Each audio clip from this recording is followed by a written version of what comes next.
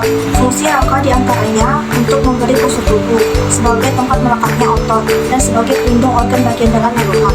Secara simultan dengan otot dan sistem saraf tulang sendiri, memiliki beberapa lapisan dari arah luar ke dalam secara berturut-turut, yaitu periosteum, tulang pompa, tulang sekuan, eristeum, dan sumsum tulang. Sementara 5 bentuk tulang diantaranya tulang pipa, tulang pipi, tulang pendek, tulang tidak beraturan, dan tulang sesamoid. Rangka manusia dewasa pada umumnya terdiri dari 206 tulang.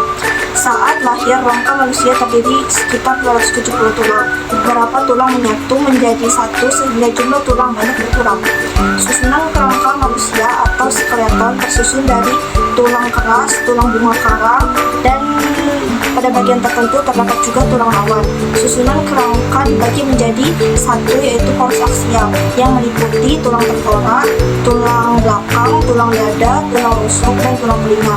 Dua, bagian anggota yang terdiri dari tulang anggota atas, tulang anggota bawah, tulang pergelangan tangan, dan tulang bahu punggung.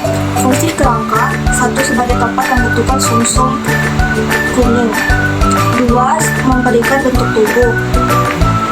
Tiga, sebagai tempat penyimpanan mineral. Empat, memberikan perlindungan terhadap jaringan-jaringan otak yang lunak seperti jantung dan lain-lain. Lima, sebagai alat penggerak pasif dan membentuk susunan pengungkit. Enam, sebagai tempat melekatnya otot sehingga menyebabkan tulang bergerak. Tujuh, sebagai tempat persediaan kalsium dan garam-garam. Delapan, sebagai tempat persediaan sel darah merah.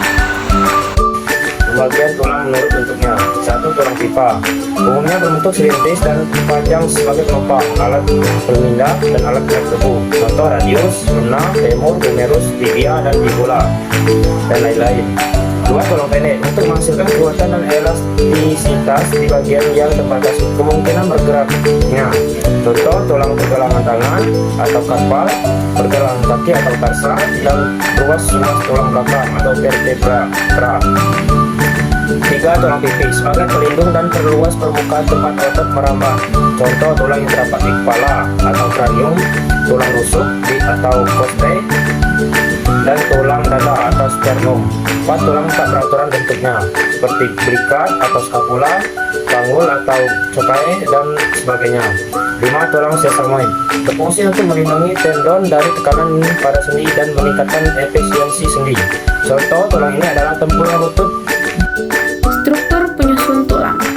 Struktur penyusun tulang terdiri dari yang pertama periosteum atau lapisan terluar tulang keras yang terdiri dari jaringan ikat fibrosa.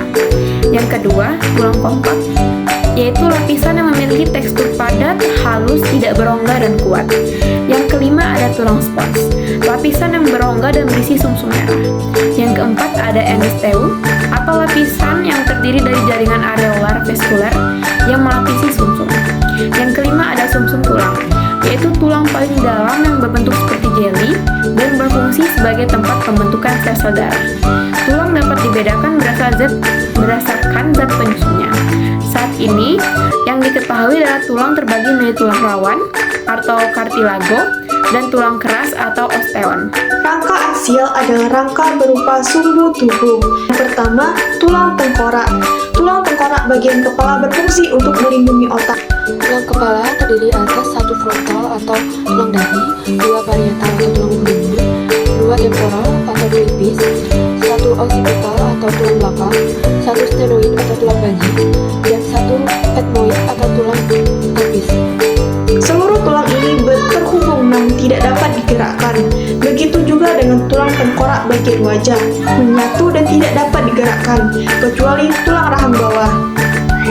Tulang tengkorak bagian wajah terdiri atas dua tulang rahang atas, dua tulang rahang bawah, dua tulang pipi, dua tulang mata, dua tulang hidung, dua tulang langit-langit, dan satu tulang pangkal lidah.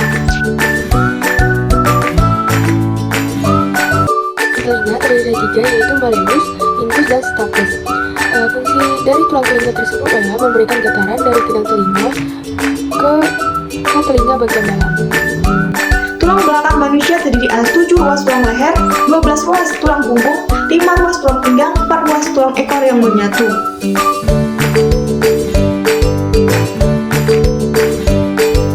Fungsi tulang belakang adalah untuk menyangga tulang tengkorak,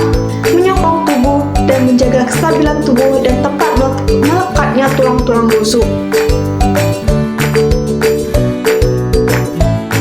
Yang ketiga, tulang dada terdiri dari 3 bagian, yaitu bagian hulu atau tungkai, bagian badan atau tengah, dan bagian tajuk pedang yang terbuat dari tulang rawan. Tulang rusuk terdiri atas 3 jenis tulang, yaitu 7 pasang tulang rusuk sejati, 3 pasang tulang rusuk palsu, dan 2 pasang tulang rusuk melayang. Tulang rusuk dan tulang dada melindungi organ-organ di bagian dada seperti jantung dan paru-paru. Rangka apendikular adalah kerangka tambahan yang terdiri dari tulang-tulang ekstremitas. Yang pertama, untuk melakukan berbagai aktivitas menggunakan tangan. Tulang lengan terdiri atas 2 tulang lengan atas, 2 tulang pengumpil, 2 tulang hasta, 16 ruas tulang pergelangan tangan, 10 tulang telapak tangan, dan 28 tulang jari tangan.